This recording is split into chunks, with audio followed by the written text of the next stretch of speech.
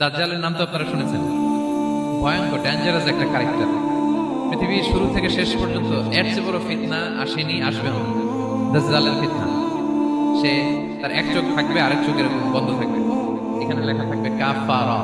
কোনোভাবেই তাকে দমানো যাবে না, হত্যা করা যাবে না। আল্লাহ নবী ঈসা আলাইহিস সালাম তাকে হত্যা করবেন। তো যে ব্যক্তি সূরা কাহাফ তেলাওয়াত করবে, সূরা কাহাফের প্রথম 10 আয়াত বিশেষ করে মুখস্থ রাখবে, আল্লাহ তাআলা উসিনা মিন ফিতনাতিদ দাজ্জাল, দাজ্জালের ফিতনা থেকে তাকে বাঁচাবেন। তা আমরা দাজ্জালের ফিতনা থেকে বাঁচতে চাই কি চাই না? আমরা যেন সূরা কাহাফের প্রথম 10 আয়াত মুখস্থ করি, সূরা কাহাফ যেন জুমার দিন আমরা তেলাওয়াত করি। So now the question arises, what is the relationship of Suratul Kahf with Dajjal? দাজ্জালের সাথে সূরা কাহাফের রিলেশনটার কারণ কি? একটা মেকানিজম তো এখানে আছে। এত সূরা থাকতে সাইসাম কেন বলেন যে সূরা কাহাফ পড়লে দাজ্জালের ফিতনা থেকে বাঁচবে? কারণটা কি? এর কারণ হচ্ছে দাজ্জাল আমাদেরকে যে সমস্ত জিনিস দিয়ে ফিতনায় ফেলবে, ওই ফিতনাগুলোর সলিউশন আল্লাহ তাআলা সূরা কাহাফের ভিতরে রেখে দিয়েছেন। দাজ্জাল 4টা জিনিস দিয়ে আমাদেরকে ফিতনায় ফেলবে। দ্যাটস ট্রায়াল অফ ফেথ, এক নাম্বার। ঈমানের পরীক্ষা সে আমাদেরকে ফেলবে, আমাদের বিশ্বাস নিয়ে ছিনিমিনি খেলবে সে। এটার সলিউশন আছে সূরা কাহাফ, আমি বলবো আস্তে আস্তে।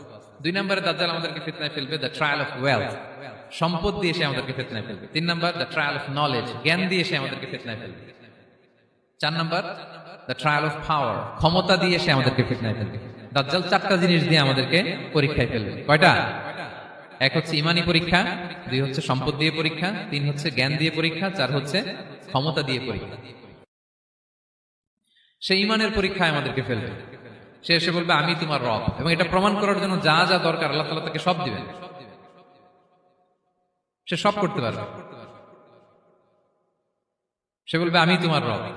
যদি বিশ্বাস না হয়, তোমার বাবাকে যদি জীবিত করে বিশ্বাস করবে, অনেকে বলবে হ্যাঁ আমার আব্বাকে জীবিত করে দেখান, তো তার বাবাকে ঠিকই সে জীবিত করে ফেলবে। আসলে শয়তান তার বাবার সুরাত নিয়ে সামনে দাঁড়াবে, আরে তাই তো, এটাই তো আমার বাবা, এটাই তো আমার দাদা। মানুষ ফিতনায় পড়ে যাবে, ইমানের ফিতনায়। সে ভাববে আসলে এটাই বোধহয় আমার রব, এবং তাকে এত ক্ষমতা দেওয়া হবে, তার ডান দিকে থাকবে জান্নাত, বাঁ দিকে জাহান্নাম। তার কাছে আল্লাহ এটা দিবে। যে তার কথা শুনবে তাকে সে জান্নাতে ঢুকাবে, কিন্তু জান্নাতে ঢুকে সে জাহান্নামের শাস্তি ভোগ করবে। এটা তার বাইরের মানুষ বুঝবে না, অ্যাপারেন্টলি এটা জান্নাত। আর যে তাকে মানবে না, তাকে সে জাহান্নামে ফেলবে, কিন্তু জাহান্নামে ঢুকলেও সে জান্নাতের নাজ নেয়ামত ভোগ করবে। তাহলে এই যে ইমানের ফিতনায় সে ফেলে দিবে আমাদেরকে। তো ইমান কি করে বাঁচাবো, এটা সলিউশন আমি শোনাবো আপনাদের।